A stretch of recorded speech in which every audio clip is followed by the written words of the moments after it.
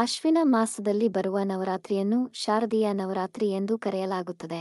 ಗ್ರಂಥಗಳಲ್ಲಿ ವಿವರಿಸಿದ ಕಥೆಗಳ ಪ್ರಕಾರ, ಶಕ್ತಿಯ ಅಧಿದೇವತೆಯಾದ ದುರ್ಗಾದೇವಿಯು ಮಹಿಷಾಸುರ ರಾಕ್ಷಸನನ್ನು ವಧೆ ಮಾಡಿ ಬ್ರಹ್ಮಾಂಡವನ್ನು ರಕ್ಷಿಸಿದ್ದಾಳೆ. ದುರ್ಗಾದೇವಿಯು ಮಹಿಷಾಸುರನ ಮೇಲೆ ದಾಳಿ ಮಾಡಿ 9 ದಿನಗಳ ಕಾಲ ಅವನೊಂದಿಗೆ ಹೋರಾಡಿ 10ನೇ ದಿನ ಅವನನ್ನು ಹತ್ಯೆಗೈದ ಸಮಯವು ಅಶ್ವಿನ ಮಾಸವಾಗಿತ್ತು.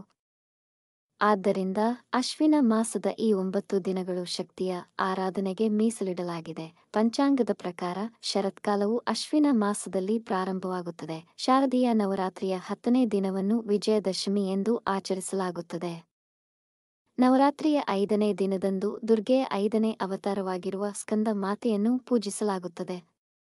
ಸ್ಕಂದ ಎಂದರೆ ಕಾರ್ತಿಕೇಯ ಅಥವಾ ಮುರುಗನ್. ಕಾರ್ತಿಕೇಯನ ತಾಯಿಯೇ ಸ್ಕಂದ ಮಾತೆ. ಕಾರ್ತಿಕೇಯನನ್ನು ತನ್ನ ತೊಡೆಯ ಮೇಲೆ ಕೂರಿಸಿರುವ ರೂಪದಲ್ಲಿ ಈ ದೇವಿಯು ಕಾಣಿಸಿಕೊಳ್ಳುತ್ತಾಳೆ. ಸ್ಕಂದ ಮಾತೆಗೆ 4 ಭುಜಗಳಿದ್ದು, ಒಂದು ಕೈಯಲ್ಲಿ ಸ್ಕಂದನನ್ನು ಹಾಗೂ 2 ಕೈಯಲ್ಲಿ ಕಮಲವನ್ನು ಹಿಡಿದಿರುತ್ತಾಳೆ.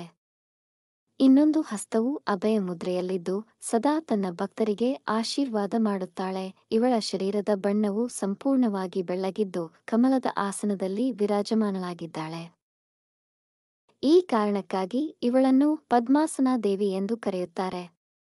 ಸಿಂಹವು ಸ್ಕಂದಮಾತೆಯ ವಾಹನವಾಗಿದೆ. ವಾಸ್ತವಿಕವಾಗಿ ಇದು ಜಗತ್ಕಲ್ಯಾಣ ರೂಪ. ತಾರಕಾಸುರನ ಹಿಂಸೆಯಿಂದ ದೇವತೆಗಳು, ಭೂಮಿಯ ಜನರು ದುಃಖಪೀಡಿತರಾಗಿರುತ್ತಾರೆ. ತಾರಕಾಸುರನು ಬ್ರಹ್ಮನ ವರಬಲದಿಂದ ಕೊಬ್ಬಿರುತ್ತಾನೆ.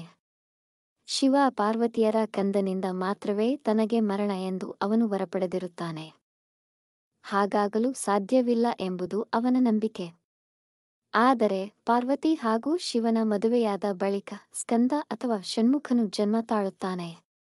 ಷಣ್ಮುಖನನ್ನೇ ತಮ್ಮ ದೇವಸೈನ್ಯಕ್ಕೆ ದೇವತೆಗಳು ಸೇನಾನಿಗಳಾಗಿಸಿಕೊಳ್ಳುತ್ತಾರೆ. ದೇವಿಯೂ ಸೇರಿದಂತೆ ಸರ್ವರು ಈತನಿಗೆ ತಮ್ಮ ಶಕ್ತಿಗಳನ್ನು ನೀಡುತ್ತಾರೆ.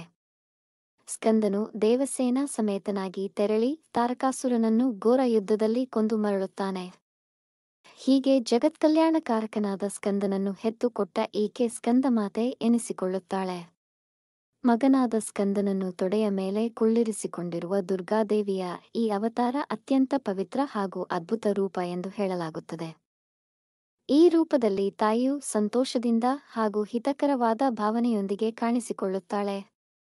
ದೇವಿಯನ್ನು ಆರಾಧಿಸುವ ಭಕ್ತರು ಮಾತೆಯ ಆಶೀರ್ವಾದ ಮಾತ್ರವಲ್ಲದೆ ಮಗನಾದ ಸ್ಕಂದನ ಆಶೀರ್ವಾದವನ್ನು ಪಡೆಯಬಹುದು. ಈ ಅವತಾರವನ್ನು ಪೂಜಿಸುವುದರಿಂದ ಭಕ್ತರು ಎಲ್ಲಾ ಕಷ್ಟಗಳಿಂದ ಮುಕ್ತರಾಗಿ ದೇವಿಯ ಕೃಪೆಗೆ ಪಾತ್ರರಾಗುತ್ತಾರೆ. ಸ್ಕಂದ ಮಾತೆಯು ಬುಧಗ್ರಹದ ಮೇಲೆ ಅಧಿಪತ್ಯವನ್ನು ಹೊಂದಿರುತ್ತಾಳೆ. ಶುದ್ಧ ಮನಸ್ಸಿನಿಂದ ಭಕ್ತಿಯಿಂದ ಯಾರು ಆರಾಧನೆ ಮಾಡುತ್ತಾರೋ ಅವರಿಗೆ ದೇವಿಯು ಹೆಸರು, ಸಂಪತ್ತು ಹಾಗೂ ಸಮೃದ್ಧಿಯನ್ನು ನೀಡುತ್ತಾಳೆ.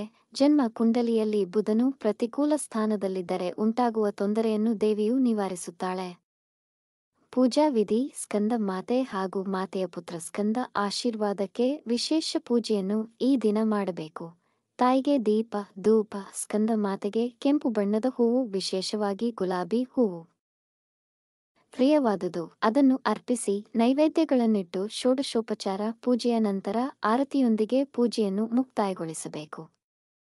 ಜೀವನದ ಸದ್ಗತಿಗೆ ಹಾಗೂ ಆಧ್ಯಾತ್ಮಿಕ ಸಂತುಷ್ಟಿಗಾಗಿ ಈ ಅವತಾರಕ್ಕೆ ಆರಾಧನೆ ಮಾಡಲಾಗುವುದು. ಸ್ಕಂದಮಾತೆಯ ಮಂತ್ರ: ಓಂ ದೇವಿ ಸ್ಕಂದಮಾತಾಯ ನಮಃ. ಮಹಾಮಂತ್ರ: ಸಿಂಹಾಸಂಗತ ನಿತ್ಯಂ ಪದ್ಮಾಶ್ರಿತ ಕತದ್ವಯ. ಶುಭದಾಸ್ತು ಸದಾ ದೇವಿ ಸ್ಕಂದಮಾತಾ ಯಶಸ್ವಿನಿ. ಸ್ತುತಿ: ಯಾ ದೇವಿ ಸರ್ವಭೂತೇಷು ಮಾ ಸ್ಕಂದಮಾತಾ ರೂಪೇಣ ಸಂಸ್ಥಿತಾ. ನಮಸ್ತಸ್ಯೈ ನಮಸ್ತಸ್ಯೈ ನಮಸ್ತಸ್ಯೈ ನಮೋ ನಮಃ. ವೀಕ್ಷಿಸಿದ ತಮಗೆ ಧನ್ಯವಾದಗಳು. ನಿಮ್ಮ ಅಭಿಪ್ರಾಯ ಮತ್ತು ಅನಿಸಿಕೆಗಳನ್ನು ಕಮೆಂಟ್ ಮೂಲಕ ತಿಳಿಸಿ. ಮಾಹಿತಿ ಇಷ್ಟವಾಗಿದ್ದಲ್ಲಿ ಚಾನಲ್ಗೆ ಸಬ್ಸ್ಕ್ರೈಬ್ ಮಾಡಿ, ಶೇರ್ ಮಾಡಿ.